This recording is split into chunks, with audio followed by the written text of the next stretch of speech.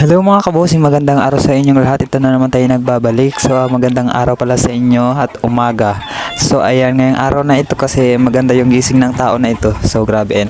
So naisipan namin magluto ng adobo na may adobong manok na may gata at may pinya. So ayan yung tawag doon, ginataang manok na may pinya po siya.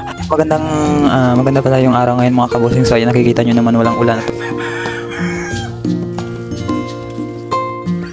So ayan na nga mga kabusing, lagyan na natin yung sibuyas, bawang, luya, tsaka yung siling green. So ayan,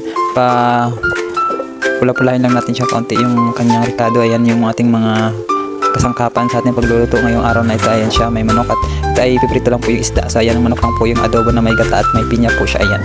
So ayan, lagyan na natin yung ating manok para ayan guys, gigisahin lang natin yung ating manok at papalambutin lang siya. Ayan, hanggang sa kumulo at maglalagis-lagis po siya. Ayan, antayin lang natin mga 15 minutes o 20 minutes. So pwede na siya natin lagyan ng mga ricado niya, like mga paminta, magic sarap, ganon, asin. Ayan, halo-haloin lang natin siya hanggang sa mahalo yung mga nilagay natin mga ricado niya. Ayan, mga lamas. Ayan, lagyan natin, tatakpan natin, antayin natin mga ilang oras bago natin tignan at kung maglamis-langis na siya. Ayan siya, lagyan natin ulit natin ng magic sarap para naman sumarap yung laman ng ating manok para maganda yung pagkaluto at masarap. So ito na pala guys, yung ating nilutong adobong manok na may pinyas. Ayan, napakasarap, napakabango guys.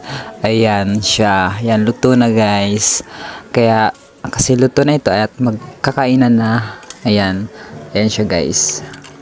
Grabe, ang sarap siguro nito guys. So ayan, kakain na nga kami guys. Ayan, maraming salamat guys sa mga supporters natin dyan. Ayan, kakain na kami guys. So hello, ayan, kain na ang mga. Bye bye guys. So maraming salamat. Thank you so much. Thank you.